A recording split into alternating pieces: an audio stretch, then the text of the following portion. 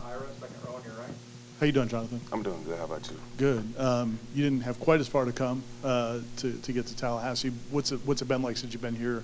Do you feel like since you've been here so much during the recruiting process that does it feel like not that big of a transition? No, sir, not really.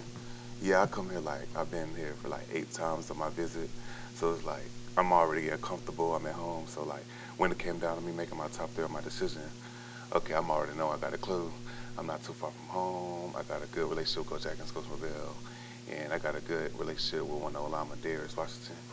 So it was an easy transition, kinda, but I could say the waking up early, the schedule, yeah, that was a big difference. So me being able to wake up every day, follow the schedule, continue to be here every day for almost 2 months. So I'm getting the hang of almost everything. So the transition probably been about good. All right, next will be Brendan, third row. You mentioned Darius Washington. I guess what's your relationship like with Darius, and what did he tell you, while you were being recruited about coming to play at Florida State? I met Darius my freshman year. I was at a camp at Florida State, my first camp ever. And at first I was a defensive player, and everybody was going around asking, do you look like a defensive player, or do you look like he could play O-line? So after that camp, I started playing O-line. And ever since then, everything took off for me. That's when I started getting offers and stuff like that. And when it came down to Florida State, I always talked to Darius. Me and Darius started kind of build that big brother, little brother bond. And he'll check up on me. He'll make sure everything good with me, how FSU going, how it's going to be, and what my biggest things to work on. All right, next will be Peter, front row. What was the best advice that Darius gave you even throughout the process, and what do you see yourself playing at this level? I could say motivation and being able to just to go out every day and do what you have to do, kinda. But I could say he's very motivational. He makes sure you're straight. He check up on me every day. If I don't know a play, he'll help me out. So just it's that relationship how you're building one-on-one time with everybody and getting that help that you need. What position did the coach see you playing? Are you expected to play tackle or guard, or what did they see you projecting you? Right now I'm playing right tackle, but if I needed if coach want me at left tackle, I'll learn it. Guard, I'll learn it. So it's wherever he want me at, I'll learn it. But right now I'm at right tackle. We'll go back to Brendan on the third row. So when you first started playing football, you were on the defensive side Yes, of the sir. ball? I guess how old were you when you started playing football? What were your early impressions on the sport?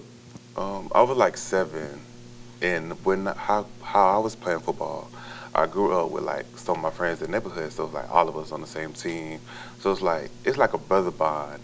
We going out here, we get to hit people without getting in trouble, and just building that connection kinda, and then just processing up during life got me here. So I could say now in high school, I had that brother bond again, laughing, joking, playing in practice, hitting people, winning games, going out.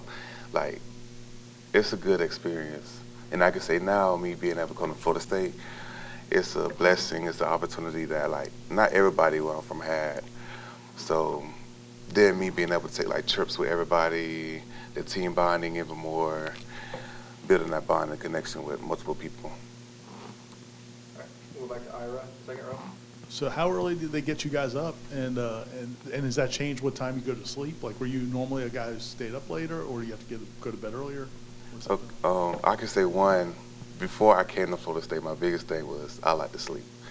So, but ever since then, we have been on a schedule certain days where you have to get up. For instance, Tuesday and Thursdays, I get up at 6:50 because we have a team meeting at 7:30. And then Monday, Wednesday, Friday, I get up at 9:50 because we have a workout at 10:30. So that kind of is a good schedule of balancing me, so that when it's time for me to go home, I go to sleep around 10:30, 11. So I get my full 7 or more hours of sleep. We'll go to Kurt here on the front row. You talked about, I guess, kind of the offensive line origins, come back here to camp at Florida State too. I guess what were your thoughts initially about playing offensive line, and how did that kind of adjustment period go? How quickly did you take to it? I first paid attention to it when I was at a camp, like the fundamentals, how everybody break everything down to me, and learning the plays, like what I have to do. So it's like, it was a journey. I wouldn't say it was easy, but I was picking up on everything, how it was going day by day with playing online. We'll go to Adlon in the back right. I know you talked about your relationship with Darius.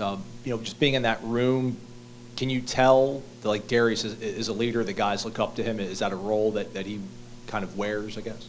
In my opinion, I believe he's a great leader, actually.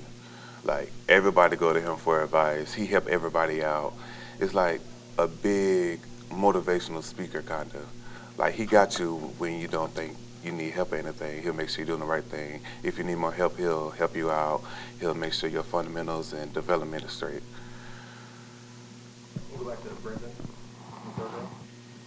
What are some parts of your game that you know going into camp coming up here that you're going to be solid at and feel confident with? And then what are things that you really want to focus on, work on improving in? I could say developing more and like controlling my weight. Before I got here, I wouldn't say I was in great condition, but I was in okay condition. But every time I practice and stuff, my breathing and everything, I'm in like a good shape right now. So just like me being able to hold my condition, my breathing and stuff like that. So that been like the biggest thing for me. Ira on the second row. Manasseh's background is so different from most guys in the locker room. What's it been like getting to know him, and how much do you enjoy having him in the locker room? Manasseh is my roommate, so when I first met him, it was like a brother kind of. We was laughing, kicking it, whatever. So it was like every day, me and him, it's like a duo kind of. Two freshmen, learning the plays, going to meetings, going to classes. So it's like we can count on each other kind of. But you can count on each other with the whole team as well.